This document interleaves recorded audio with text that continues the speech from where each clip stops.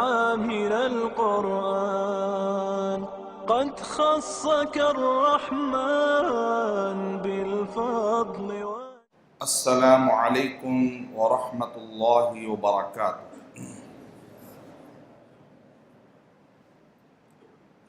اعوذ باللہ من الشیطان الرجیم، بسم اللہ الرحمن الرحیم۔ كنتم خير أمة أخرجت للناس تأمرون بالمعروف وتنهون عن المنكر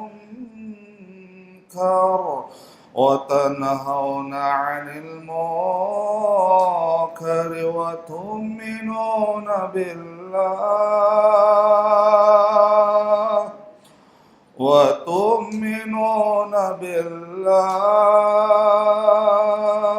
ولو آمن أهل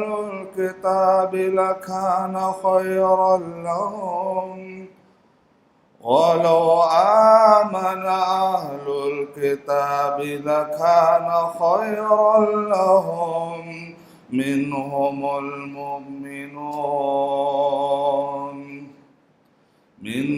المؤمنون وأكثرهم الفاسقون۔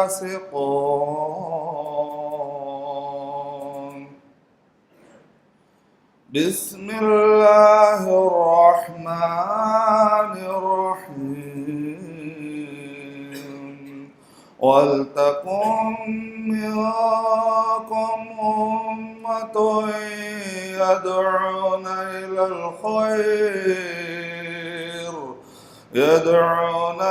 الْخَيْرِ وَيَأْمُرُونَ بِالْمَعْرُوفِ وَيَنْهَوْنَ عَنِ الْمُنكَرِ وَأُولَئِكَ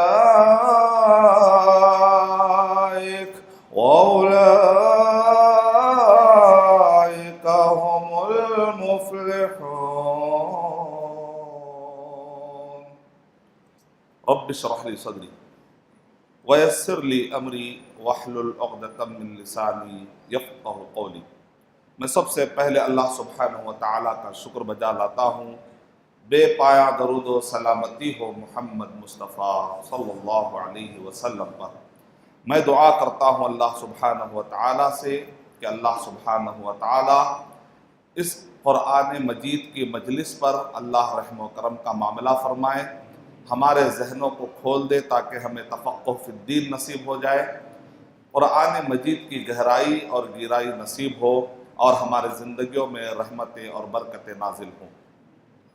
سورہ آل عمران، سورہ نساء اور سورہ مائدہ، انشاءاللہ یہ تین سورتوں کا کچھ تعارف حاصل کرنے کے آج ہم سعادت حاصل کریں گے، تو اس طریقے سے ہم تقریباً 6 پارے تک آج پہنچ جائیں گے انشاءاللہ۔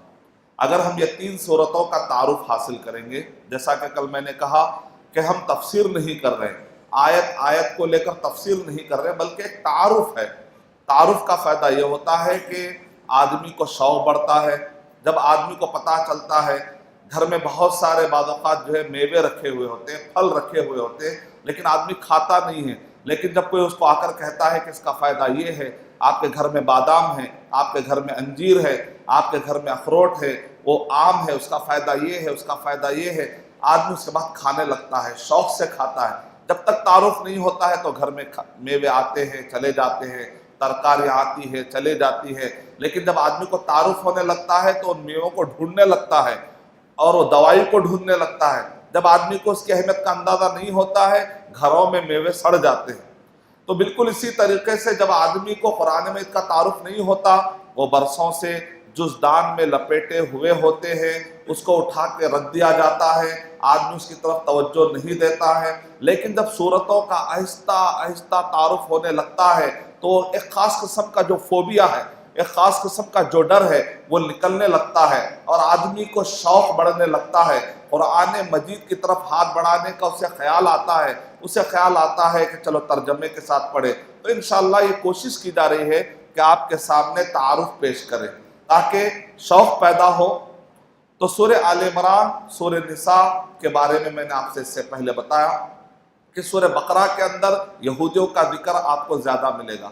یہ مدنی صورت ہے، سورہ بقرہ مدنی صورت ہے، یعنی اللہ کے نبی صلی اللہ علیہ وسلم جب مدینہ طیبہ آئے، آپ کے ہاتھ میں جوڈیشل پاور ہے، حکومت ہے، نافذ کرنے کے لیے ایک پوری ٹیم موجود ہے، ایک پوری فوج تیار ہے۔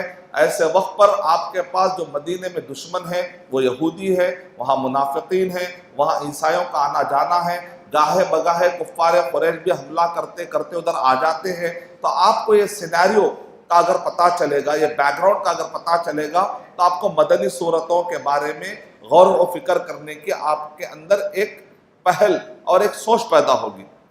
تو سورہ بقرہ کے اندر کثرت سے یہودیوں کا ذکر ہوا، سورہ آل عمران کے اندر عیسائیوں کا ذکر ہے، سورہ نساء کے اندر یہودیوں کا ذکر غالب ہے لیکن کبھی کبھی عیسائیوں کا ذکر آ جاتا ہے، سورہ مائدہ کے اندر غالب عیسائیوں کا ذکر ہے لیکن کبھی کبھی یہودیوں کا ذکر ادھر بھی آ جاتا ہے۔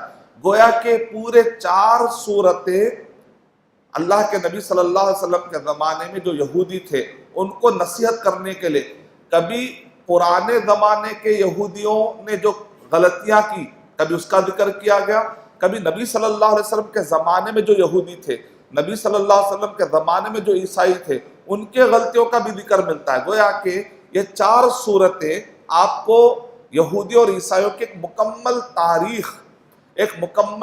تاریخ کے بارے میں آپ کو بتائیں گی۔ اور سورہ انعام میں اللہ کے نبی صلی اللہ علیہ وسلم اور کفار قریش کے درمیان جو مکالمے ہوئے، جو ڈیبیٹ ہوئے، سورہ انعام میں اس کا ذکر ہے۔ تو گویا کہ ہمارے پاس ایک کڑی ہو گئی۔ اگر آپ کو غیر المغضوب علیہم ولا الضالین کی کوئی تشریح پوچھے کہ وہ کون ہے جن پر غصہ نازل ہوا، وہ کون ہے جو بھٹک گئے، تو آپ کہیے کہ اس کی تشریح میں سورہ بقرہ پڑھے، سورہ آل عمران پڑھے، سورہ نساء پڑھے، سورہ مائدہ پڑھے اور اس کے بعد سورہ انعام۔ اتنے صورتیں پڑھیں گے تو تب جا کے آپ کو مکمل طور پر اللہ کے نبی صلی اللہ علیہ وسلم کے زمانے میں جو دشمن تھے ان کا ذکر ہے۔ سورہ آراف میں اللہ کے نبی صلی اللہ علیہ وسلم کے زمانے سے پہلے جو رسول آئے، اس زمانے میں رسولوں کے جو دشمن ہوئے، تاریخ میں جو بھی رسول آئے ہیں ان کے مقابلے میں جو دشمن ٹھہرے ہیں، سورہ آراف میں ان دشمنوں کا ذکر ہے جو دوسرے نبیوں کے ساتھ ٹھہرے ہوئے تھے۔ اور سورہ بقرہ سے لے کر سورہ انعام تک محمد صلی اللہ علیہ وسلم کے زمانے کے دشمنوں کا بہت زیادہ ذکر ہے۔ ان سب کے پیچھے ہمارے لیے سبق یہ ہے کہ دیکھو اے امت مسلمہ، تم کو بھی بڑی عزت دی اللہ تعالیٰ نے، کنتم خیر امت اخرجت للناس، اللہ سبحانہ و تعالیٰ تم کو بہترین امت کا لقب دے رہے ہیں۔ کس بنیاد پر؟ تأمرون بالمعروف، تم اچھائیوں کا حکم دو، وتنہون عن المنکر، تم برائیوں سے روکو، وتؤمنون باللہ، ہاں عقیدہ اچھا ہونا ضروری ہے، وَلَوْ آمَنَ أَهْلُ الْكِتَابِ لَكَانَ خَيْرًا لَهُمْ، اگر اہل کتاب بھی ایمان لا لیتے تو ان کے لئے اچھا تھا۔ مِنْهُمُ الْمُؤْمِنُونَ وَأَكْثَرُهُمُ الْفَاسِقُونَ، کچھ لوگ ایمان لائے جیسا کہ عبداللہ بن سلام، لیکن اکثر لوگ فاسق ہو گئے، گمراہ ہو گئے۔ تو گویا کہ ہمارے لئے اس کے اندر ایک نصیحت ہے۔ سورہ آل عمران میں آئیے، سورہ آل عمران، سورہ نساء اور سورہ مائدہ کا تھوڑا سا اوورویو دینے کے بعد میں آپ کے سامنے موضوعات پڑھوں گا، اور آج کے دور کی جو کنیکٹیوٹی ہوتی ہے انشاءاللہ وہ کنیکٹیوٹی کے اعتبار سے موضوعات کو پڑھنے کی کوشش کروں گا انشاءاللہ۔ پہلے ہم اوورویو لیتے ہیں، ایک ایرل ویو، ایک تعارف لیتے ہیں، مختصر سا خاکہ آپ کے سامنے رکھتا ہوں۔ سورہ آل عمران میں آپ غور کریں گے تو اس کے اندر شبہات اور شہوات، 2 بیماریوں کا ذکر کیا گیا، کیونکہ تاریخ میں جو 72 فرقے آگرہ بھٹکے ہیں، اللہ کے نبی صلی اللہ علیہ وسلم نے ارشاد فرمایا ستفترق امتی علی 73 فرقۃ، سنن ترمذی حدیث نمبر 171، کہ عنقریب میری امت میں 73 فرقے ہو جائیں گے، 72 جہنم میں جائیں گے، 1 جنت میں جائے گا۔ یعنی مطلب یہ ہے کہ اللہ کے نبی صلی اللہ علیہ وسلم یہ نہیں کہہ رہے کہ کافروں کا ذکر ہو رہا ہے، وہ مسلمانوں کا ذکر ہو رہا ہے، وہ اپنے آپ کو مسلمان کہیں گے، اسلام پر وہ فخر کریں گے، قرآن و سنت کو فالو کرنے کا دعویٰ کریں گے، لیکن اس کے باوجود وہ 72 فرقوں میں ہو کر بھٹک جائیں گے۔ اور اس میں سے ایک فرقہ 73 فرقوں میں سے 72 فرقے جہنم میں جائیں گے اور ایک فرقہ وہ جنت میں جائے گا. ستفترق امتی علی 73 فرقۃ کلہم فی النار الا واحدۃ، پورے کے پورے جہنم میں جائیں گے سوائے ایک کے. قالوا من هم یا رسول اللہ، صحابہ کرام نے پوچھا کہ وہ کون ہے اے اللہ کے رسول صلی اللہ علیہ وسلم؟ تو آپ نے فرمایا من کان بمثل ما انا علیہ اليوم واصحابی، کہ آج کے دن میں اور میرے صحابہ جس راستے پر چل رہے ہیں، جو بھی قیامت تک اس راستے پر چلے گا وہ کامیاب ہو جائے گا. علماء کرام نے بتایا ہے، شیخ عبد الکریم بن ناصر العقل بڑے جید عالم ہیں، انالیسس عقیدہ اور فرقوں کے انالیسس میں کافی ماہر ہے. یہ کہتے ہیں کہ تم تاریخ میں دیکھو گے فرقے یا تو شبہات میں بھٹک گئے یا تو شہوتوں میں. آدمی بھٹکتا ہے دو وجہ سے، اسلام سے دور ہوتا ہے، نمازوں سے دور ہوتا ہے، عالموں سے دور ہوتا ہے، قرآن سے دور ہوتا ہے، مدرسوں سے دور ہوتا ہے، مسجدوں سے دور ہوتا ہے. اس کو ہر دینی چیز اچھی نہیں لگتی، وہ چاہتا ہے کچھ نیا ہو، کچھ نیا پن ہو، کچھ ماڈرن ہونا چاہیے. یہ جو چل رہا ہے، یہ جو سسٹم ہے نا، یہ صحیح نہیں ہے. وہ نئے کے چکر میں انکار حدیث کا شکار ہو جاتا ہے، وہ قادیانت کا شکار ہو جاتا ہے، وہ نئے فکر، نئے افکار نکالنے کے اس کو بڑا اچھا لگنے لگتا ہے. آہستہ آہستہ وہ بھٹک جاتا ہے. ایک ایوریج مسلم، شیطان اس کو آ کر ڈائریکٹ گمراہی پر ڈالنا چاہے تو وہ نہیں بھٹکے گا، لیکن اس کو آہستہ آہستہ اس کو لے کر چلا جاتا. خطوات الشیطان. تو بھٹکنے کے دو وجہ ہوتی ہیں، یا تو شبہات یا تو شہوات. شبہات کا مطلب ہوتا ہے ڈاؤٹ. ایک آدمی کو ڈاؤٹ آ گیا حدیث کے بارے میں، بھٹک گیا. قرآن مجید کی آیت میں ڈاؤٹ آ گیا. مجھے بہت سارے سوالات آتے، کبھی بمبئی سے، کبھی دلی سے، بھائی میری بہن جو آج بھٹک گئی، میری بہن آج جو ہے کرسچن ہو گئی. ارے بھائی کیوں؟ نے وہ جا کر مل رہی تھی، اس نے دیکھا کہ بائبل کے اندر مرسی کا درس بہت اچھا ہے، قرآن مجید میں اتنا مرسی کا درس نہیں ہے. بھٹک گئی کیونکہ قرآن مجید کا مطالعہ نہیں ہے. بچپن سے قرآن مجید ترجمے سے پڑھتے نہیں ہیں، محمد صلی اللہ علیہ وسلم کی سیرت پڑھتے نہیں ہیں، اور درس قرآن، درس حدیث پڑھتے نہیں. جب بیسک نالج نہیں ہوتی ہے، جب کوئی آ کر اٹیک کرتا ہے، سوالات کریٹ کرتا ہے، تو دماغ میں ڈاؤٹس بیٹھ جاتے ہیں، اور یہ ڈاؤٹس اس کو آہستہ آہستہ بھٹکا دیتے ہیں. تو آدمی فکری طور پہ ڈھیر ہو جاتا ہے جب اس کے اندر ڈاؤٹس آ جاتے ہیں اسلام کے بارے میں. تو کچھ لوگ ہوتے ہیں بڑے بھولے بھالے ہوتے ہیں، انجانے، جان بوجھ کرنے انجانے میں ان کو کوئی ڈاؤٹ ڈالتا ہے، ان کی باتوں میں آتے بھٹک جاتے ہیں. کچھ لوگ ہوتے ہیں جان بوجھ کر کچھ فائدے کے لیے، دنیا کے لالچ کے لیے بھٹک جاتے ہیں. کوئی بچی کے لیے یا بچے کے لیے یا مال و دولت کے لیے، یا کوئی اچھے نوکری کے لیے، یا کوئی اچھے سٹیٹس کے لیے، یا کسی ملک میں اچھے سٹیزن شپ پانے کے لیے، یا کوئی بڑا عہدہ اور مرتبہ پانے کے لیے، یا کسی کے قریب ہونے کے لیے. وہ کہتا اگر اسلام کہوں گا تو پھر یہ آدمی مجھ سے اتنا زیادہ راضی نہیں ہوگا، تو لہذا اس کے اندر نیت خراب ہو جاتی ہے. اس کو کہتے ہیں شہوتیں. سورہ آل عمران پڑھنے سے یہ دو قسم کے بیماریوں کا علاج ہو جاتا ہے. کچھ لوگ شبہات میں آ کر بھٹک جاتے ہیں، اور کچھ لوگ شہوتوں میں آ کر بھٹک جاتے ہیں. قرآن مجید سورہ آل عمران کے اندر خاص طور سے ضرب ماری گئی، زُيِّنَ لِلنَّاسِ حُبُّ الشَّهَوَاتِ مِنَ النِّسَاءِ وَالْبَنِينَ وَالْقَنَاطِيرِ الْمُقَنطَرَةِ مِنَ الذَّهَبِ وَالْفِضَّةِ وَالْخَيْلِ الْمُسَوَّمَةِ وَالْأَنْعَامِ وَالْحَرْثِ. یعنی کہا گیا کہ جو شہوتیں ہیں انسان کو بھٹکا دیتی ہے، کبھی وہ عورت کے راستے سے، یا عورتیں مردوں کو پانے کے چکر میں، یا بڑے ڈھیر سارے سونے کمانے کے چکر میں دین کو معمولی سمجھنے لگتے ہیں. دنیا کمانے کے لیے، زر کمانے کے لیے، بڑی اونچی سیلری پانے کے لیے، اونچا پڑھنے کے لیے، آخری میں وہ دین کو معمولی سمجھتا اور بھٹک جاتا ہے. یعنی دنیا کی محبت اس پر غالب آ جاتی ہے. اس کو کہتے ہیں شہوتیں. اور نجران کے لوگ آئے تھے ڈاؤٹس ڈالنے کے لیے، تو کبھی شبہات میں آ کر. تو ان کا مقابلہ کیسے کریں گے آپ؟ استقامت. آل عمران کی فیملی، مریم علیہ السلام کے جو والد صاحب تھے، مریم علیہ السلام کے فرزند عیسیٰ علیہ السلام ہیں، یہ سب ثابت قدمی کی مثالیں ہیں. تو یہ سورہ آل عمران میں کل ہم یہاں تک پہنچے تھے. عیسیٰ علیہ السلام کا خاص طور سے اس کے اندر ذکر ہوا. اور آپ کو سورہ آل عمران میں غور کر کے دیکھیے، سورہ آل عمران کا 75%، آخری کا 60% حصہ سورہ آل عمران کا ایسا لگے گا کہ خون بہ رہا ہے. ایسا لگے گا کہ کوئی خاص قسم کی جیسے تکلیف ہوتی ہے. ایک آدمی کو جو ہے کبھی کوئی تکلیف پہنچا دیتا ہے کوئی آدمی، تو بہت دنوں تک غم میں رہتا ہے، اور بہت دن تک، کئی مہینوں تک وہ آدمی سوچتے رہتا ہے، غم میں رہتا ہے. سورہ نساء سورہ آل عمران کا 60% حصہ ایسا لگے گا کہ جیسے کہ خون بہ رہا ہے۔ یعنی کہ جنگ احد میں اللہ کے نبی صلی اللہ علیہ وسلم نے بعض صحابہ کرام کو کہا تھا کہ دیکھو یہ احد کا پہاڑ ہے۔ احد کا پہاڑ کتنا بڑا ہے؟ 7 کلومیٹر۔ اگر آپ کار میں بھی جائیں گے تو 7 کلومیٹر، کار میں تیزی سے جائیں گے تو تب جا کے 7 کلومیٹر چلنا، اتنا بڑا ہے احد کا پہاڑ۔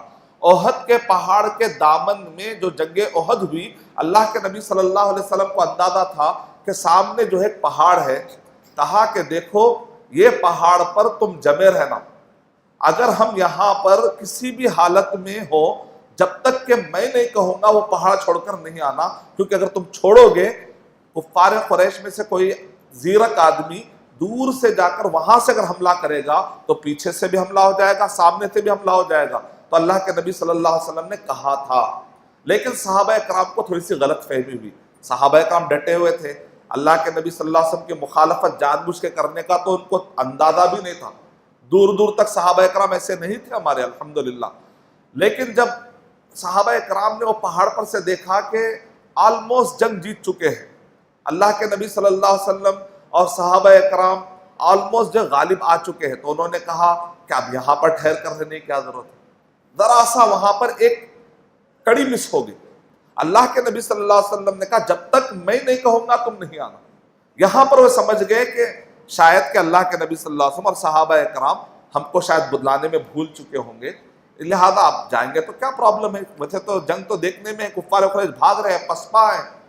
تو وہ اپنے طرف سے کچھ ڈیسیشن لے کر وہاں سے آگے، حالانکہ کچھ صحابی وہاں پر ابھی بھی ایسے تھے، وہ کہہ رہے تھے کہ نہیں جب تک اللہ کے نبی صلی اللہ علیہ وسلم نہیں کہیں گے ہم وہاں سے نہیں ہٹنے والے۔ لیکن جیسے ہی وہ ہٹے، کفار قریش پسپا ہوئے، بھاگے، لیکن بھاگتے ہوئے ایک گروپ خالد بن ولید رضی اللہ تعالیٰ جو ابھی کلمہ نہیں پڑے، وہ پیچھے سے حملہ کرتے ہیں، اٹیک کرتے ہیں، اور اچانک مسئلہ یہ ہوتا ہے کہ وہ جیتی ہوئی جنگ اور جیتی ہوئی بازی گویا کہ ہارنے کا معاملہ آ گیا۔ اب نتیجہ کیا نکلا آپ جانتے ہیں، اللہ کے نبی صلی اللہ علیہ وسلم کا قود مبارک نبی صلی اللہ علیہ وسلم کے گال مبارک پہ چپ جاتا ہے۔ صحیح مسلم کے الفاظ میں یہ ہے کہ ایک کفار قریش نے، ایک کافر قریش نے ٹاک کر مارا تو اللہ کے نبی صلی اللہ علیہ وسلم کے پیشانی پر ایک پتھر آ کر لگا، خون بہنے لگا، گال مبارک پر پتھر لگا، خون بہنے لگا، یہاں تک کہ اللہ کے نبی صلی اللہ علیہ وسلم کو خون کی حالت میں دیکھ کر صحابہ کرام کو افسوس ہونے لگا کہ ہماری چھوٹی سی چوک، ہماری چھوٹی سی غلطی کا نتیجہ نکلا کہ محمد صلی اللہ علیہ وسلم پر پتھر، یہاں تک کہ ایک صحابی تو اپنے ہاتھ سے تیروں کو بچانے، تیروں کا نشانہ جو اللہ کے نبی صلی اللہ علیہ وسلم کی طرف جا رہا تھا، اپنے سینے، اپنے ہاتھ سے، یہاں تک کہ ہاتھ شل ہو گیا، یعنی کہ بہت بڑا نقصان ہوا۔ یہاں تک کہ بعض صحابہ کرام، بڑے بڑے اکابر صحابہ کرام شہید ہو گئے۔ شہدائے احد، احد کے میدان کے قریب شہدائے احد، آپ جانتے ہیں ان کی تاریخ پڑھ کر دیکھیے۔ تو یہ جو پورا واقعہ پیش آیا تو بہت دنوں تک صحابہ کرام کو غم تھا کہ ہماری وجہ سے بہت بڑا نقصان ہوا، ہماری وجہ سے بڑا نقصان ہوا، ہم نے ایسا کیوں کیا۔ تو اللہ کے نبی صلی اللہ علیہ وسلم اور صحابہ کرام کو تسلی، درس اور لیسن دیتے ہوئے یہ سورت، گویا کہ سورہ آل عمران ان سورتوں میں سے ہے جو مدینے کے اوائل میں نازل ہوئی، یعنی مدینے کے شروع کے جو دور ہے، 1 سے لے کے 4 سال کے درمیان کا جو دور ہے، جنگ بدر کا بھی اس میں ذکر ہے، جنگ احد کا بھی اس کے اندر ذکر ہے۔ جنگ بدر کا تھوڑا ذکر ہے کہ جنگ بدر میں اللہ سبحانہ تعالیٰ نے اتنی مدد کی تھی، 3000 پھر 5000 ایسے فرشتے نازل ہوئے تھے، اللہ تعالیٰ نے نعمتوں کا ذکر کیا۔ جنگ احد میں بھی اللہ سبحانہ تعالیٰ نے جو مدد آئی اس کا بھی ذکر کیا، لیکن جیسے ہی چند نافرمانیاں ہوئی، اسی لیے علماء کرام کہتے ہیں جب بھی اللہ کے نبی صلی اللہ علیہ وسلم کی کہیں بھی مخالفت ہوگی، عقیدے میں، عبادات میں، معاملات میں، اخلاقیات میں، جب بھی اللہ کے نبی صلی اللہ علیہ وسلم کی نافرمانی ہوگی، کچھ نہ کچھ تکلیفیں تمہاری زندگی میں آئیں گی۔ یہ سورت سے سبق نکال کر علماء کرام نے یہ کہا، جس طریقے سے صحابہ کرام کو تکلیفیں آئی اور نتیجے میں خود محمد صلی اللہ علیہ وسلم کو بھگتنا پڑا، ان کے غلطی اور ان کے چوک کی وجہ سے محمد صلی اللہ علیہ وسلم کو بھی تکلیفوں سے گزرنا پڑا۔ یعنی جب بھی اللہ کے نبی صلی اللہ علیہ وسلم کی زندگیوں میں آپ مخالفت کریں گے، کہیں نہ کہیں آپ کو کچھ نہ کچھ دکھ پہنچے گا۔ پھر پلٹنے کا راستہ کیا ہے؟ وَتِلْكَ الْأَيَّامُ نُدَاوِلُهَا بَيْنَ النَّاسِ، کبھی اچھے دن آتے ہیں، کبھی برے دن آتے ہیں، آدمی کو جلد باز نہیں ہونا چاہیے۔ تو سورہ آل عمران کے اندر جنگ احد کا بہت تفصیل سے ذکر ہے. ایک مرتبہ سیرت کا مطالعہ ضرور کریے. ڈاکٹر رزق اللہ المہدی کی کتاب اپنے گھر میں رکھیے. جب آپ یہ پڑھیں گے جنگ احد اور جنگ بدر، وہ پورا واقعہ پڑھنے کے بعد آپ سورہ آل عمران پڑھیے، سورہ بقرہ پڑھیے انشاءاللہ. اس صورت کے اندر آپ عیسیٰ علیہ السلام کا کافی ذکر ہے. آئیے ہم اس کے اندر ٹاپکس پڑھتے ہیں. اس سے پہلے پھر میں تھوڑا سورہ نساء اور سورہ مائدہ کا اوورویو بتا دیتا ہوں. سورہ نساء کیا ہے؟ شفقت کا سورہ ہے، رحمت کا سورہ ہے، کمزوروں کا ذکر ہے سورہ نساء کے اندر. نساء نام سے ہی آپ جانتے ہیں، امرأتن کی جمع کیا ہے؟ نساء، یعنی لیڈیز، ویمنس رائٹ. 1948 میں ویمنس رائٹ کے نام پر 1945 سے 1948 کے درمیان جب چارٹر بنے، یو این کے چارٹر بنے، تو اس وقت پر ویمنس رائٹ کے نام پر بہت سارے کلازز داخل کیے گئے. لیکن 1400 سال پہلے سورہ نساء کہہ کر مکمل ایک سورت نازل کی گئی جس کے اندر عورتوں کے حقوق بتائے گئے. عورتوں کے مالی حقوق کا ذکر ملے گا آپ کو، عورتوں کے سماجی حقوق کا اس کے اندر ذکر ملے گا، یہاں تک کہ عورت کی حریت رائے وَلَا تَعْضُلُوهُنَّ کہہ کر عورت کو اس کی رائے نہیں چھین سکتے آپ، خواتین سے آپ ان کی رائے نہیں چھین سکتے. قرآن مجید نازل ہونے سے پہلے عورتوں کو بولنے کا اختیار نہیں، عورت کو سماج میں کوئی اختیار نہیں، عورت کو جینے کا اختیار نہیں. مرد جب چاہے مار دے، جس کو چاہے زندہ دفن کر دے، کوئی پوچھ نہیں سکتا تھا، کوئی اس پر کیس بک نہیں ہوتا تھا، کوئی اس کو پکڑ کر پوچھ نہیں سکتا تھا تو نے خاتون کو کیوں مارا. اچھا خاتون کو مارے ٹھیک ہے، وہ تو مرنا ہی ہے، کوئی پوچھنے والا نہیں ہے کہ کیوں مارے تم. کوئی لے آ کے اگر مار دے تو قرآن مجید نازل ہونے سے پہلے ان کا کوئی مالی اعتبار نہیں، ان کا کوئی سماجی اعتبار نہیں، معاشرتی اعتبار سے ان کا کوئی قانون نہیں، نکاح کے اعتبار سے نہیں، طلاق کے اعتبار سے نہیں، وراثت کے اعتبار سے نہیں، وصیت کے اعتبار سے نہیں، مہر کے اعتبار سے نہیں، رضاعت کے اعتبار سے نہیں، حضانت کے اعتبار سے نہیں، کسی بھی قسم سے ان کو کوئی شہید نہیں سمجھاتا تھا. لیکن یہ سورہ نساء کے اندر یہ سارے چیزوں کو لا کر بنوایا گیا.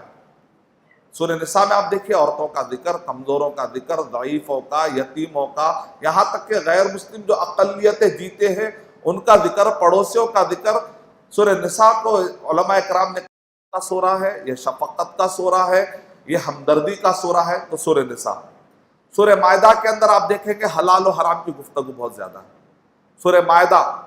سورہ مائدہ جیسے شروع ہوتا ہے تو اس کے اندر کہا جا رہا ہے یا ایھا الذین آمنوا اوفوا بالعقود، اے وہ لوگوں جو ایمان لائے ہو عہدوں کو پورا کرو.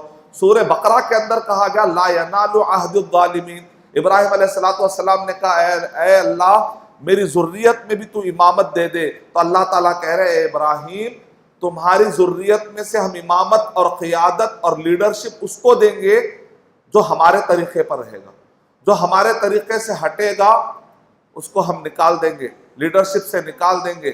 تو ابراہیم علیہ السلام کی نسل میں جب بھی نافرمانیاں ہوئی اللہ تعالیٰ نے بنی اسرائیل کو ہٹا کر کہا اب بنی اسماعیل کا وقت ہے.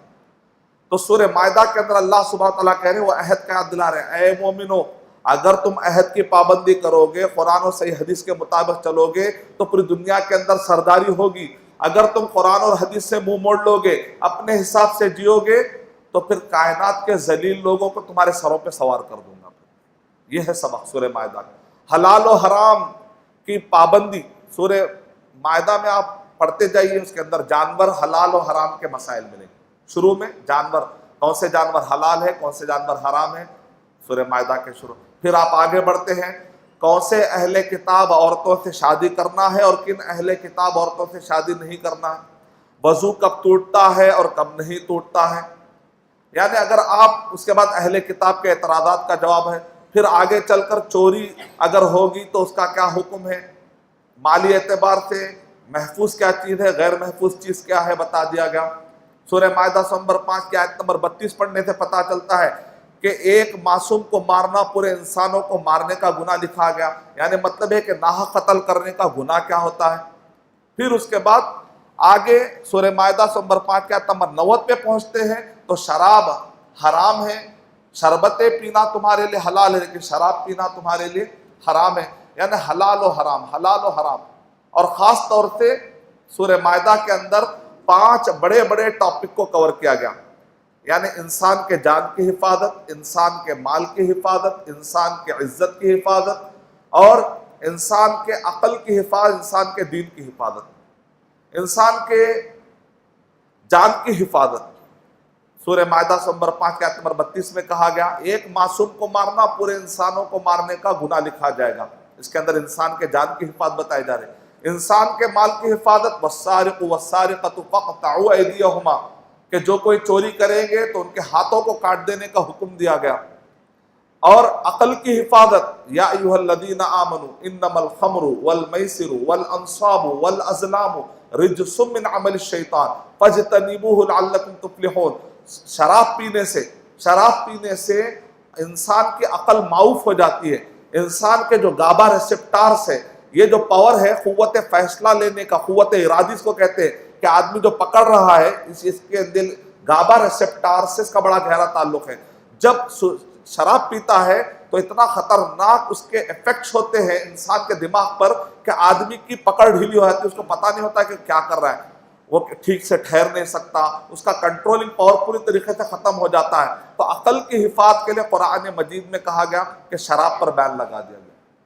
اس طریقے سے دین کی حفاظت کے لیے کہا گیا کہ تم ایسے لوگوں سے شادی نہیں کر سکتے۔ دین، امام بخاری رحمۃ اللہ علیہ نے کہا کہ دین میں کفو ہونا ضروری ہے، یعنی مطلب یہ ہے کہ جو دینی اعتبار سے قرآن میں جو مقبول رشتے نہیں ہیں ان سے تم شادی نہیں کر سکتے، مشرک سے ہو یا کافر سے ہو، جب تک کہ وہ ایمان نہیں لائیں گے۔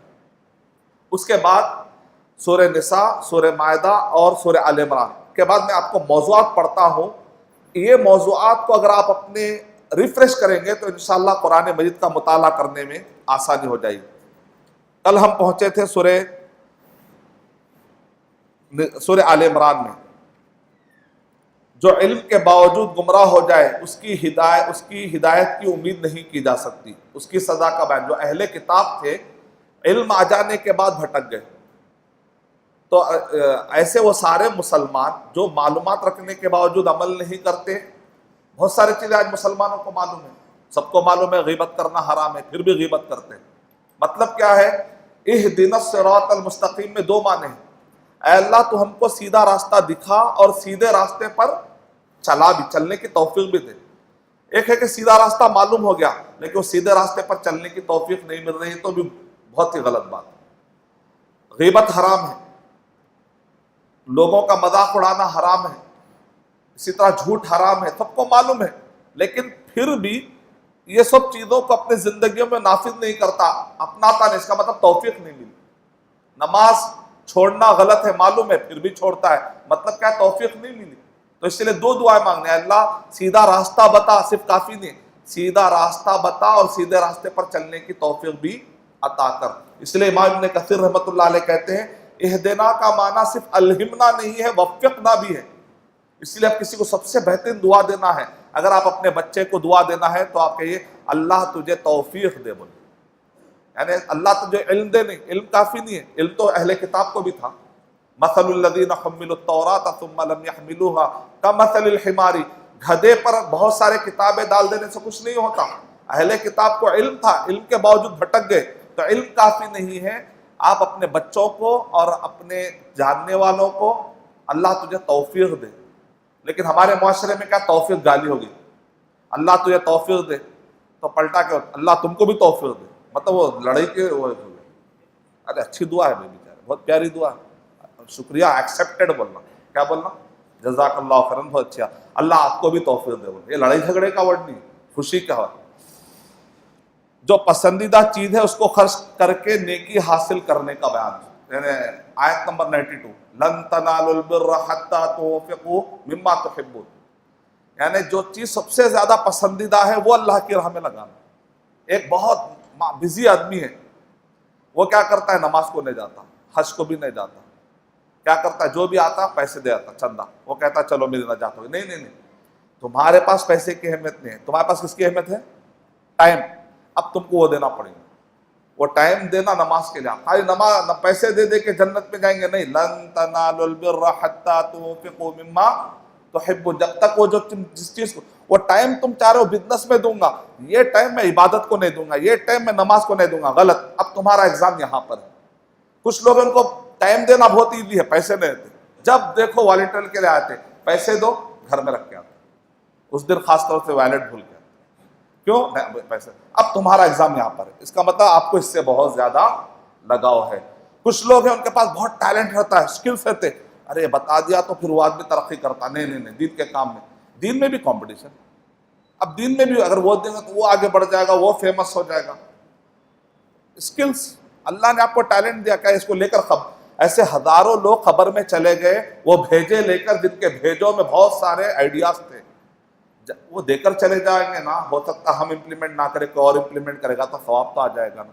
فیم نہیں ہوں گا، مشہور نہیں ہوں گا، لیکن ثواب تو آ جائے گا نا. تو اینڈ میں ثواب چاہیے، شہرت چاہیے؟ ثواب چاہیے. تو مومنانہ سوچ ہونی چاہیے. اسرائیل یعقوب علیہ السلام اپنے نفس پر بعض چیزیں حرام کر لیے تھے. ان کے سلسلے میں یہودیوں کے عقیدے کی تردید، بیت اللہ کا مقام اور حج کی فرضیت. کئی ایسے معاشرے میں لوگ ہیں حج ان پر فرض ہو چکا ہے، ان کے پاس پیسہ ہے، دولت ہے، ان کے دماغ میں عجیب غلط فہم بیٹھی ہوئی ہے، جب تک بچی کی شادی نہیں ہوئی میں نہیں جاتا. بھائی جا کر حج میں دعا کرو، ہو سکتا اور جلدی ہو جائے. اب یہاں بیٹھ کے دعا کر رہے ہیں، حج کی دعا نہیں چاہیے، ہو سکتا اور جلدی ہو جائے.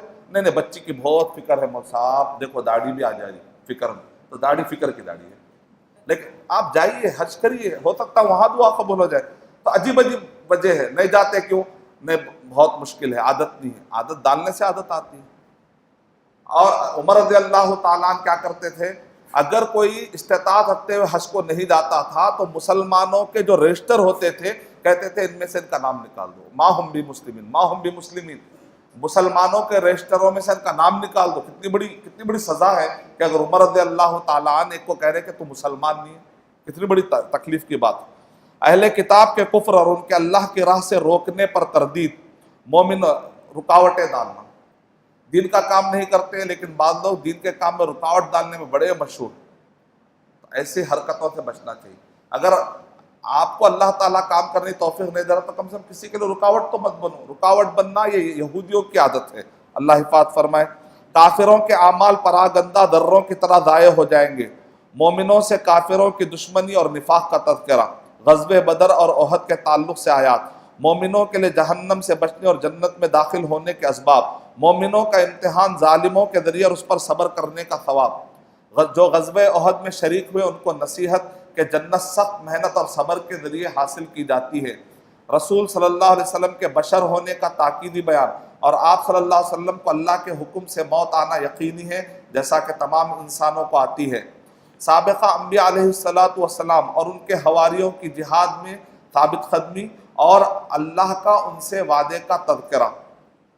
کافروں کی اطاعت سے ڈرایا گیا. جو لوگ بائبل پڑھتے ہیں نا اس کے اندر بتایا گیا حواری جو عیسیٰ علیہ السلام کو چھوڑ کر بھاگ گئے، لیکن قرآن مجید میں کیا بتایا گیا؟ من انصاری اللہ قال الحواریون نحن انصار اللہ، قال الحواریون آمنا باللہ. الگ الگ جگہوں پر الگ الگ آیتیں. یعنی قرآن پڑھنے سے پتہ چل رہا ہے کہ حواری ساتھ دیے، بائبل پڑھنے سے پتہ چل رہا ہے کہ حواری چھوڑ کر بھاگ گئے.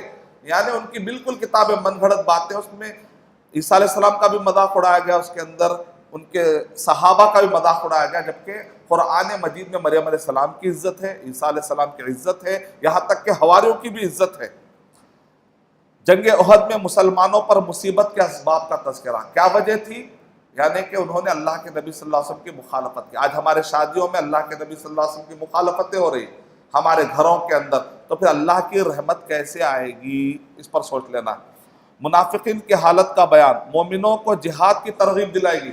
اب جہاد کا ورڈ آتے ہی بہت سارے ہمارے بھائی جو ہے کئی ایسے دہشت گرد پکڑے گئے اور وہ لوگ آیتیں کون سی یوز کرتے ہیں؟ جہاد کی. مجھے تو شک ہے کہ یہ جو پکڑے جا رہے ہیں جہاد کے نام پر، دہشت گردی کے نام پر، جتنے بھی لوگوں کو پکڑا جاتا ہے ان کے نام مسلمان بتا کر میڈیا میں بتایا جاتا ہے. مجھے شک ہوتا ہے کہ اصل میں مسلمان میں کچھ پلانٹڈ لوگ ہوں گے، کیونکہ ایک سچا مسلمان جس نے قرآن کو صحیح طور پہ سمجھا ہے وہ ایسا کام نہیں کر سکتا. چھوٹی مثال دیتا ہوں آپ کو میں. کیا کوئی مسلمان یہاں بیٹھا ہوا ہے مسجد کے اندر، آپ کے چپل کو گوبر لگا ہوا ہے، وہ مسجد میں چپل لے کر آتے ہیں؟ چھوٹی مثال پوچھو، کوئی بھی ایک مثال، سادہ کمزور کم، ایک شراب پینے والا مسلمان جس کو ہوش آ گیا ہے، اس سے اگر پوچھیں گے تمہارے چپل میں گوبر لگا ہوا ہے، یہ چپل تم لے جا کے مسجد میں جا کے ڈالتے ہیں؟ تو وہ بولے گا نہیں میں ایسا کام نہیں کرتا. تو پھر ایک مسلمان مسجد میں جا کر سوسائڈ بم کرے گا تو لاکھ وہاں پر 10-12 مسلمان مریں گے تو مسلمانوں کا خون مسجد میں نہیں گرے گا؟ کیا مسجد گندی نہیں ہوتی؟ کیا ایک ایوریج مسلمان کو نہیں معلوم کہ اتنا گندا عمل وہ کر سکتا ہے؟ یہ کوئی پلانٹڈ ہی ہوگا نا. مسجد میں آ کر وہ بم پھوڑتا ہے، سوسائڈ کا کوئی کام کرتا ہے، خون میں لبت ہوتے ہیں اور بہت سارے پراخچے اڑتے ہیں. کیا مسجد میں ایسا کوئی ایک ایوریج مسلمان بھی سوچ سکتا ہے؟ اس کا مطلب اطلاع کہ کوئی پلانٹڈ ہے جن کو تیار کیا گیا اور تاکہ اسلام کو بدنام کیا جائے، مسلمانوں کو. آج نہیں تو کل ضرور ایک دن یہ پورے سازشیں کوئی ایکسپوز کرنے والی مسلمانوں کے اندر ایک قوت والی ٹیم پیدا ہوگی انشاءاللہ، ہو کر یہ پورے لوگوں کے پورے جتنے بھی ایسے پول ہیں ضرور کھولے گی انشاءاللہ. ابھی آج کل مسلمان چونکہ میڈیا میں کمزور ہے، لیکن بہت جلد یہاں بیٹھے ہوئے ہمارے مسلمان بھائی میڈیا کو اپنے ہاتھ میں لیں گے اور میڈیا جو کھلواڑ کر رہی ہے کھلواڑ ہونے نہیں دیں گے انشاءاللہ. تو جہاد کا مطلب ہرگز دہشت گردی ہے ہی نہیں. جہاد کا مطلب دہشت گردی کا خاتمہ ہے. چند بچے ہاتھ میں قانون لے کر بازاروں میں جا کر کچھ بھی اگر برسا دیتے ہیں، بم برسا دیتے اور کہتے ہیں جہاد ہے. اسلام کا ایسے جہاد سے کوئی بھی تعلق نہیں. تو اسلام میں اجتماعی جب معاملے ہوتے ہیں تو حاکم کا اور سیاست دان اہل الحل والعقد حاکم مل کر فیصلہ لیتے ہیں. یہ بچے جا کر انڈیویجل جو فیصلے لے رہے ہیں، اس کا مطلب انہوں نے قرآن مجید کو سمجھا ہی نہیں ہے. اللہ سبحانہ و تعالیٰ حفاظت فرمائے. نبی صلی اللہ علیہ وسلم کی صفات اور اخلاق کا ذکر. غزوہ احد میں مسلمانوں پر مصیبت آئی، شہداء کا مقام و مرتبہ کیا بتایا گیا. مومن پر ضروری ہے کہ اولیاء شیطان سے نہ ڈرے، ان کے کفر کی شدت سے غمگین نہ ہونے کی نصیحت. دنیا اور آخرت میں بخیلی کا انجام. یہودی جو ہے بڑے بخیلی کرتے تھے. مسلمانوں سے کہا جا رہا ہے کہ تم بخیلی کا راستہ مت اپناؤ، اللہ کے راہ میں کھل کر تم دے دو. لا توکی فیوتا علیہ، اگر تم روکو گے تو اللہ سبحانہ تعالیٰ تم سے روک دیں گے. دنیا فنا ہونے والی اور امتحان کی جگہ اور صبر کی فضیلت ہے. اہل کتاب کی طبیعت اور ان کا عہد شکنی کرنا اور ان کے بعد صفات، اللہ کی وحدانیت. اس کے بعد سورہ آل عمران کا اختتام ہو رہا ہے. عقل مند لوگ کون ہیں؟ عقل مند لوگ وہ ہیں جو اپنے آپ کو شہوتوں اور شبہات سے بچا لیتے ہیں.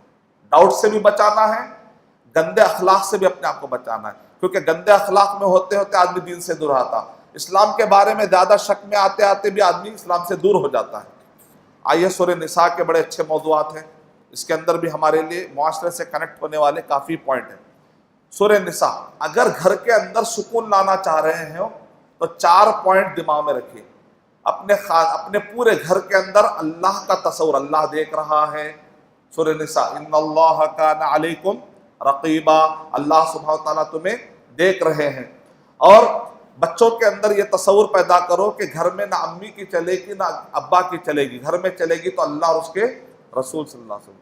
بیوی اور شوہر پہلے ہی دن شادی کی رات میں انگوٹھی پہناتے وقت ہی بول دینا، نہ آپ کی چلے گی نہ میری چلے گی، گھر میں اللہ اور اس کے رسول کی چلے گی.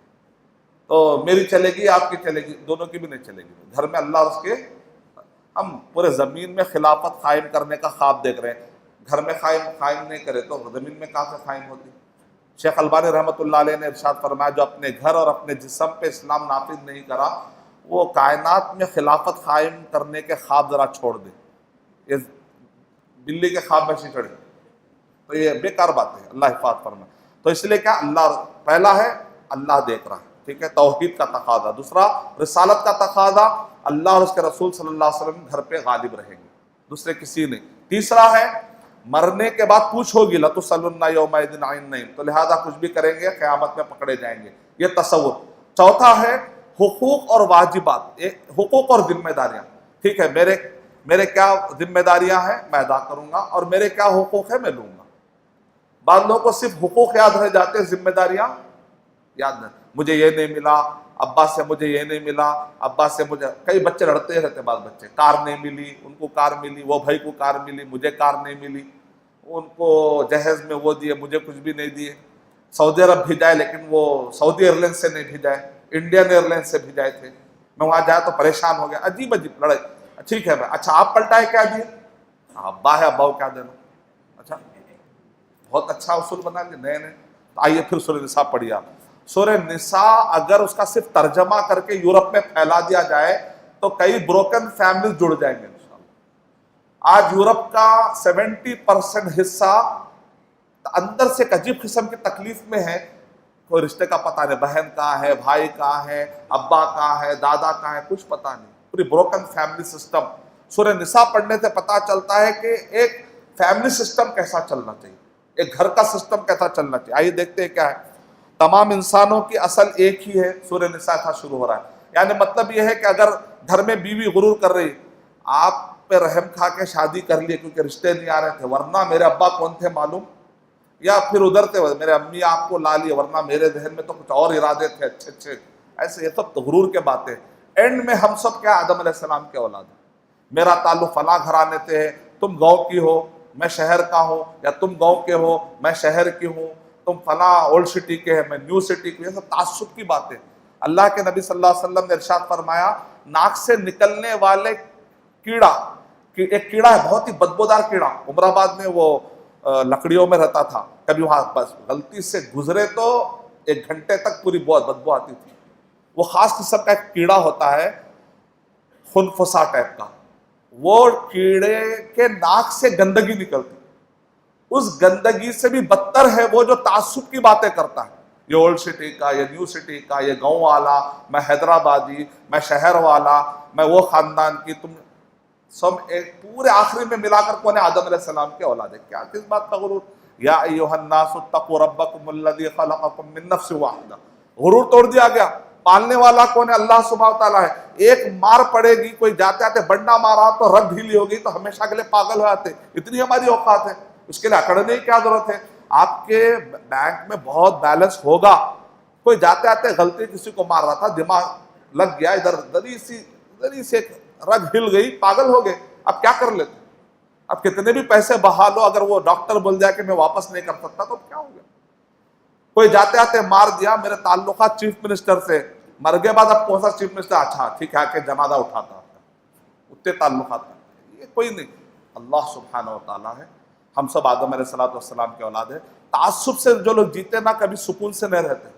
سکون سے جیتا وہ ہے جو بہت ہی سمپل طریقے سے لائف گزارتا ہے، کہتا ہے کہ ہم سب اللہ سبحانہ تعالیٰ کے بندے ہیں، ہم سب ایک اونچ نیچ کی بات نہیں کریں گے، تعصب کی بات نہیں کریں گے، ریسزم کی بات نہیں کریں گے، زبان کی بنیاد پہ نہیں کریں گے، علاقے کی بنیاد پہ نہیں کریں گے، ہم مال کی بنیاد پہ نہیں کریں گے، حسب و نسب کی بنیاد پر نہیں، ہم ایمان اور اسلام کے رشتے پر خوش ہیں۔ یہی ہمارا تعارف کیا ہے؟ ایمان اور اسلام کا۔ یتیموں کے احکام، تعدد ازدواج کا تذکرہ بتایا گیا، یتیموں کے احکام سورہ نساء کے اندر یتیموں کا ذکر ہے، اور اسی طریقے سے ہمارے معاشرے کے وہ مالدار حضرات جو اگر کسی کو سہارا دے سکتے ہیں تو ان کو چاہیے کہ خاص طور سے وہ آگے بڑھے۔ تعدد ازدواج یعنی کہ شادی، ایک سے زائد شادی کرنے کا جو قرآن مجید میں ابھارا گیا ہے، اگر وہ سنت پر عمل کرتے ہیں تو معاشرے کی بہت سارے خواتین کے مسئلے حل ہو سکتے ہیں۔ وراثت کے احکام بتائے گئے۔ آج کل وراثت ترکے کے مسئلے پر عمل ہی نہیں ہو رہا۔ ترکہ بہن کو جہیز میں پیسہ دے دیتے، اس کے بعد جب بہن ترکہ لینے آتی ہے تو کہتے جہیز میں دے دینا، آپ کون سا ترکہ؟ یعنی بہن کو حرام دینے ریڈی ہے، حلال دینے ریڈی نہیں۔ ترکہ حلال تھا، جہیز حرام تھا، اپنی بہن کو حرام دینے تیار ہے، حلال دینے تیار نہیں۔ اور بہن بھی بیچاری نہیں پوچھتی، اگر میں پوچھی تو کہیں میرا آخری دن نہ ہو جائے۔ تو ترکے کا جو سسٹم ہے اس کو واپس لانا بہت ضروری ہے۔ یتیموں کا مال باطل طریقے سے کھانے کی حرمت۔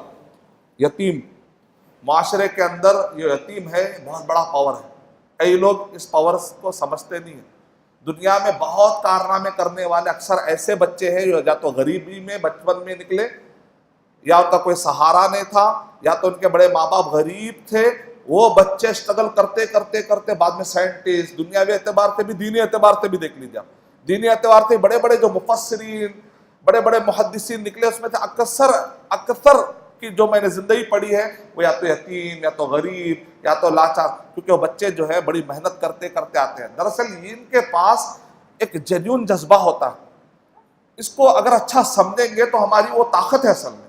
لیکن ہم کہتے ہیں یتیم ہے، یہ غریب ہے، اس سے میں نہیں، میرے بچے غریب بچوں سے نہیں ملنا چاہیے، اس طریقے سے ہم اپنی طاقت کو کھپا رہے ہیں۔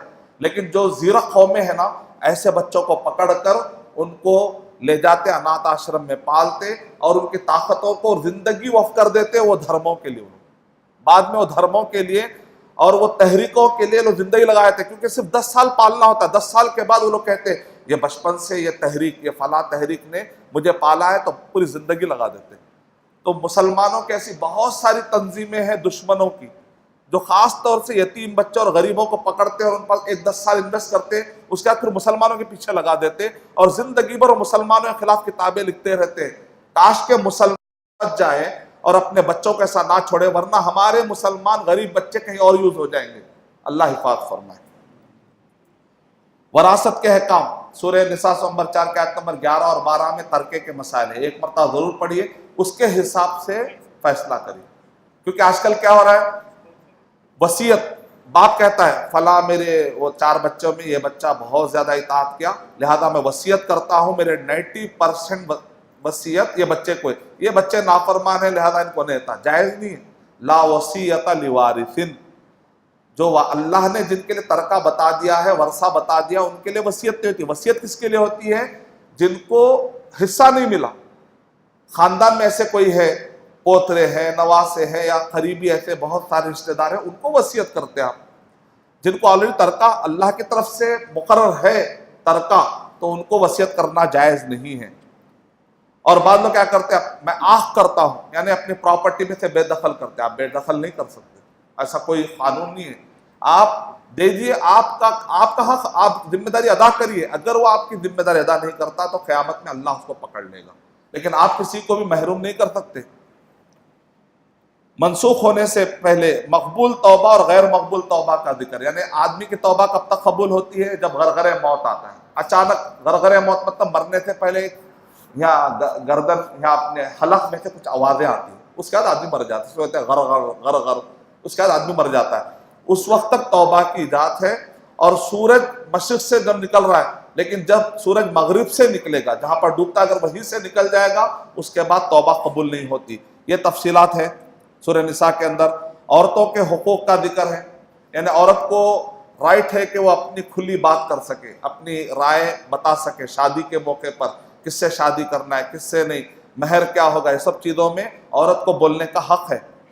اس کے بعد سورہ نساء نمبر 4 کے آیت نمبر 22 اور 24 میں 7 نسبی رشتے اور 7 رضاعی رشتے خاص طور سے بتائے گئے، اور 14 وہ محرم رشتے بتائے گئے کل ملا کر، کہ جس کے اندر یہ بتایا کس سے شادی کرنا اور کس سے شادی آپ نہیں کر سکتے۔ خاص طور سے ہمارے خواتین متوجہ ہو، اکثر کیا ہوتا ہے، 2 بہنیں ہوتی ہیں، دونوں کی شادی ایک ٹائم پر اگر ہو جاتی ہے تو بچے رہتے ہیں، کبھی کبھی کیا کرتے ہیں بہنیں اپنے بہن کے بچے کو، بھتیجی کو، بھانجی کو دودھ پلا لیتے ہیں۔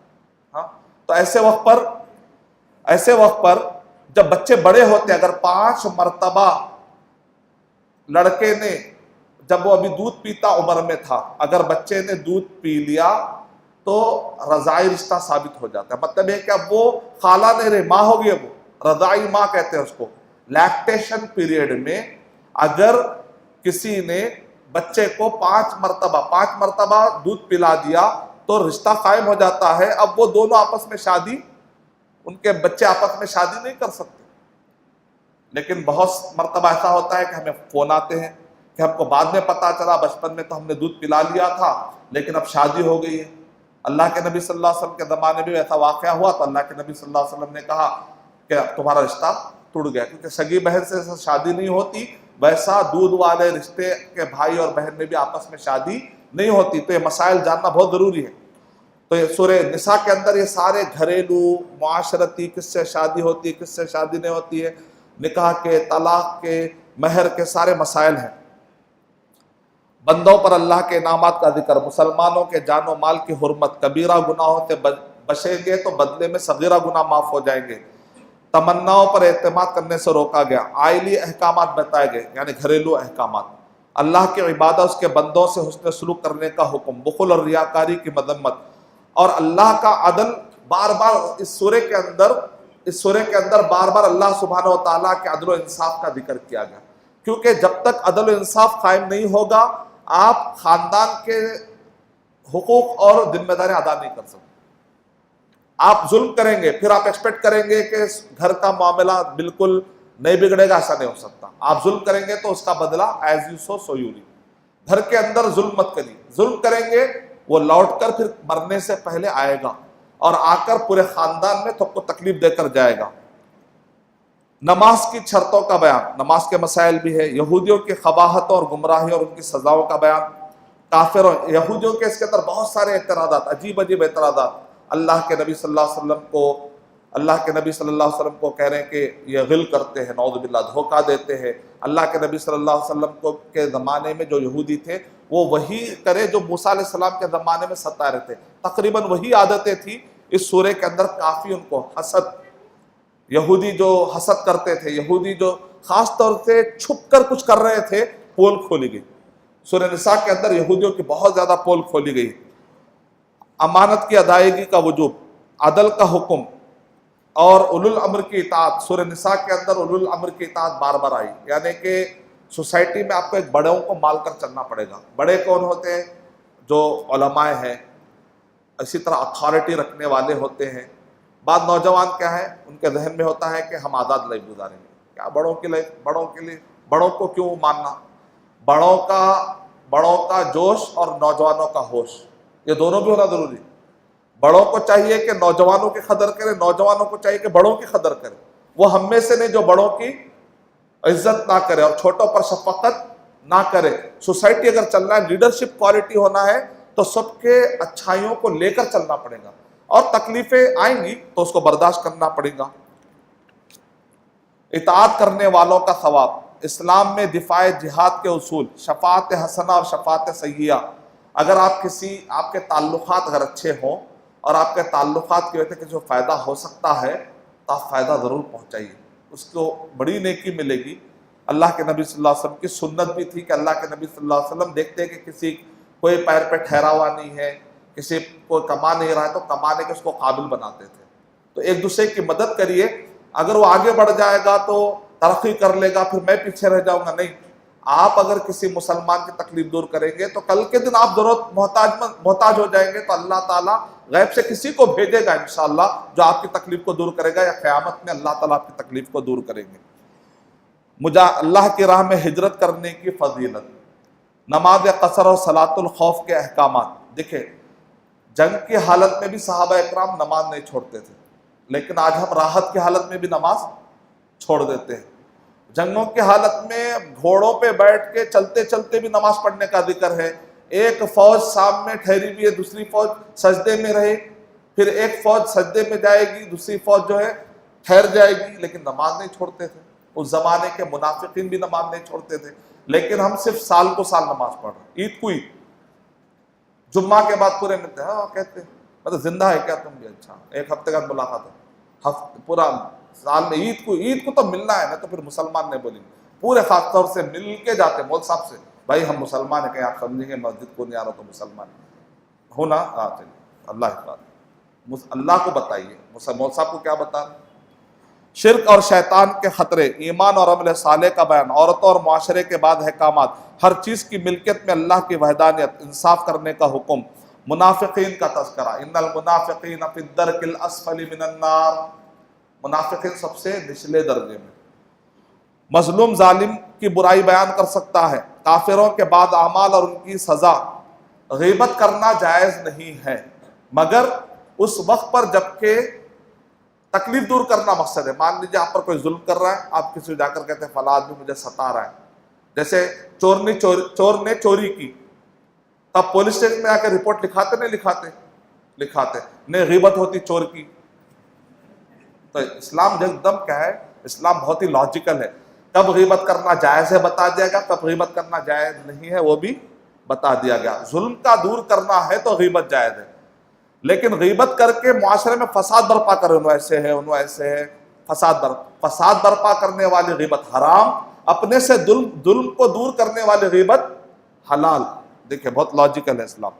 کافروں کے بعد اعمال ان کی سزا. مومن کا عمل اور اس کے ثواب کا بیان. انبیاء کے ساتھ بنی اسرائیل کا سلوک. بنی اسرائیل کے مومن لوگوں کا تذکرہ. تمام رسولوں کی جانب ایک ہی وحی کی گئی. کافروں کی سزا. پھر آخری میں اللہ بھائی کے وراثت کے مسائل کا ذکر. اور خاص طور سے سورہ نساء ختم ہونے سے پہلے ایک نصیحت ہے، وہ کیا ہے؟ غلو۔ اللہ کے نبی صلی اللہ علیہ وسلم نے ارشاد فرمایا ایاکم والغلو، غلو مانے ایکسٹریمزم، بعض لوگ ہر چیز کو ایکسٹریم میں فالو کرتے ہیں اور دوسروں کے بارے میں بڑے سخت، اپنے بارے میں چلتا، وہ کرتے پکڑ لیں، اور اپنے بارے میں یعنی کیا کہتے ہیں، سامنے سے چنٹی نہیں جا رہا، پیچھے سے ہاتھی گزر کر، یعنی اپنا معاملہ آیا تو چلے گا، دوسروں کا معاملہ آیا تو بڑے سختی سے پیش آتے ہیں۔ تو جو عیسائی حضرات ہے تو غلو میں ایسی پیدا ہوتا ہے آدمی، غلو میں۔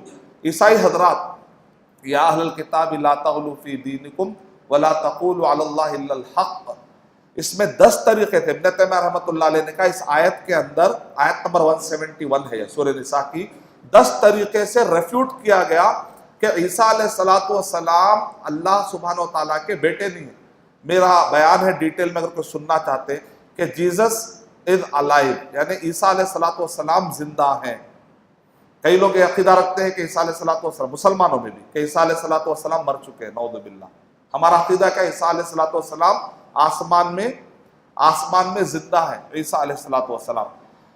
تو 52 اس میں میں نے دلیلیں دی ہیں، تقریباً 30 دلیلیں بائبل سے اور قرآن مجید سے، 12 آیتیں، 12 دلیلیں قرآن مجید سے اور احادیث، بہت سارے جو چیز، یہاں تک کہ عقلی 23 اس میں عقلی دلائل، جس کے بعد ثابت ہو جاتا ہے۔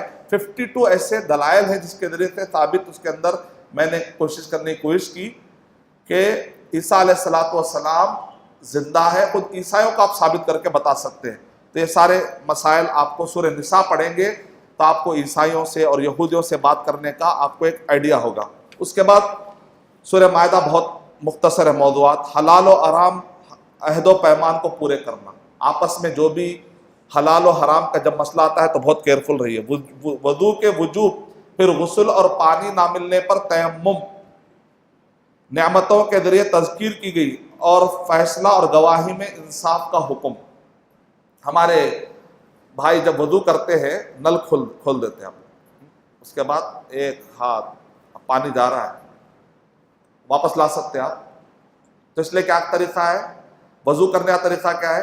آپ جو ہے نل کھولیے، ٹھیک ہے، نل کھول کے پانی لیجئے، پھر نل بند کر دیجئے، پھر آرام، پھر نل کھولیے، پھر تھوڑا لیجئے، پھر بند کر دیجئے، پھر ناک میں ڈالیے آرام سے۔ جب آپ ہاتھ دھو رہے ہیں لے لیا پانی، اتنا ہی پانی لے لیا، اچھے طریقے سے دل کریے، اچھا کریے، اس کو اسی کو کریے جب تک نل بند ہے نا۔ اچھا ابھی کیا ہو رہا، لے رہے ہیں، ادھر کرے، ادھر پانی جاتے جا رہا، اب کا پورے فرشتے جن پورے وضو غسل سب کر رہے ہیں، یہ پانی کہاں سے آ رہا؟ پورے عباد الرحمن کے انور چاؤ سب دبلے ہو جانا، آخری میں پانی لا کے انتظام کرتے پوری آواز آ رہی، جیسا وضو آگے بھائی مسلمان آگے نا، مسلی آگے نماز پڑھنے آئے، اب نماز پڑھنے آئے کتنا بھی ایک ڈرم پانی کر کے وضو کرتے، مرضی ہماری، پورا ایک ڈرم بہا کے طہارت کرتے۔ مسجد کا ہے، اللہ دیا، اللہ اور دیتا، اللہ رحمت نازل کرتا مسجد میں، عباد الرحمن، یا رحمان کے بندوں کی مسجد ہے، یا جو چاہے پانی، ایسا نہیں ہونا چاہیے۔ اللہ کے نبی صلی اللہ علیہ وسلم نے ارشاد فرمایا تم نہر جاری کے پاس بھی ہو تو پانی کو ویسٹ مت کرو، قیامت میں پوچھوں گا، اسراف ہے۔ تو یہ ساری چیزیں حلال و حرام میں چھوٹی چھوٹی چیزوں کا جو آدمی خیال کرتا ہے، بڑی چیزوں کا خیال کرنا اس کے لیے آسان ہو جاتا ہے۔ اہل کتاب کے بعد احوال اور ان کی عہد شکنی کا بیان۔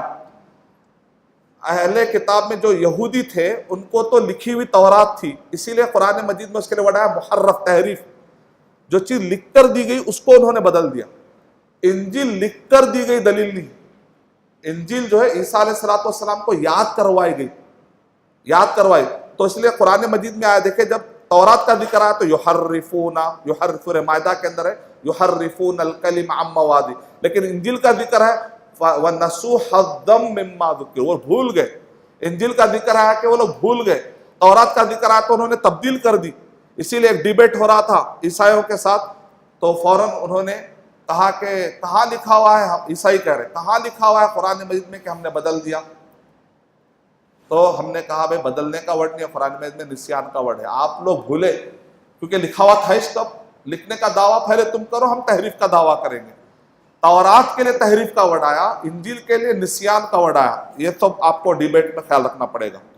اہل کتاب کے بعد اعتراضات اور ان کی تردید، یہودیوں کا موقف اپنے نبی موسیٰ علیہ السلام کے بارے میں، حابل اور قابل کا واقعہ ذکر کیا گیا۔ ابن قیم رحمۃ اللہ علیہ نے ارشاد فرمایا کبھی دو سگے بھائیوں میں بھی حسد ہو جا سکتا ہے، اسی لیے حسد سے پناہ مانگنا ہے، اپنے نعمتوں کو زیادہ نہیں بتانا، زیادہ بتانے سے بھائی کے اندر بھی کیا جاتا ہے، حسد ہو جاتا ہے، خاص طور سے جا کے بھائی کو ذکر کرتے اور زیادہ تکلیف ہونا ہو، تو اب ظاہر بات ہے as you sow so you reap, جیسا آپ کریں گے پھر اس کا بدلہ بھی حسد آئے گا۔